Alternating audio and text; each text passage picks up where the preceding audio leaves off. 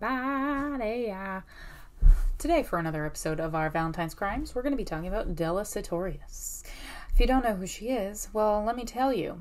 So, on February 19th of 1996, the body of Dr. Della Sutorius was discovered in the basement of his home in Sims Township, Ohio. What's ironic about this day is that his wife, Della, or Dante as she went by, was actually arrested by the police because they found a supply of cocaine in her home while they were investigating the death of her husband. So it wasn't just the whammy of, bam, my husband's dead. Bam, you got coke. You're going to jail. She would be released the following day on bail, but that wouldn't last long. Oh no. Oh no. You see, she was rearrested on February 27th in connection with the murder of her husband.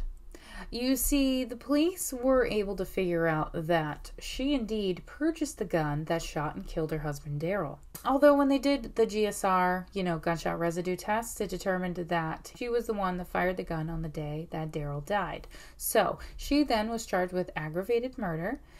And what's also interesting is what came out just a week before the death of her husband, Daryl. He was actually planning to divorce Della because divorce papers were found, and they were found after he figured out all of the lies she's been spewing over, the last some odd years they've been together. It was just that she was a habitual liar, and her habitual deceit was coming to unfold her, basically. She claimed she was a graduate from UCLA. She also claimed that she owned a daycare business, but she has never held a steady job. Her degree from UCLA obviously never happened because she didn't even graduate from high school, okay? But that's not all. Oh no. So it's during her investigation into her full background that they found out that when she was in her 20s, going by the name Dante, this is when she was associated with violence for the first time. You see, her third husband stated that she repeatedly threatened him while they were married. And after they divorced, she then threatened her then boyfriend. She was charged with criminal threatening, but things happen. So one of her previous husbands also said that he found hidden knives all over their home that they shared together. And he was surprised that one day she randomly said that she would kill him. Strange, right? So husband number 4 was mentally abused by Della. And he said that he hid bullets that were from his gun, in fact, so she couldn't use them on him. So with all of these omissions by all of her ex-husbands and, ex-boyfriends, they were then able to determine that she had a serious issue with rejection, and it would make her infuriatingly mad. Yes.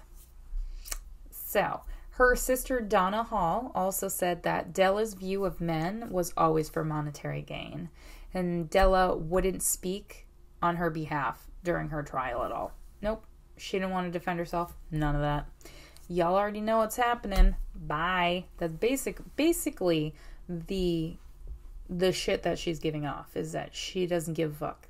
Her lawyer kept arguing that Daryl's death was actually suicide, but it was proved that he didn't fire the gun. The gunshot residue was actually on Della's hand.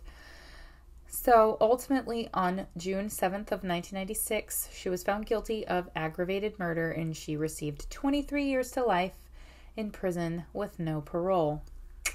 So through the media, she was dubbed a Black Widow, or depicted as a Black Widow. But in my mind, Black Widow is one that has a trail of husbands that are all dead. She has one dead husband, but threatened all the other ones. Anywho, she died, I know, sad, on November 20th of 2010. While she was in the Franklin Medical Center, she died via natural causes. She was 60 years old at the time. And I hope you have a good day, noon, night, whenever the fuck it is you're watching this. Also, if you don't like swearing, apologies. Sorry, not sorry. I'll see you guys in another Valentine's crime video.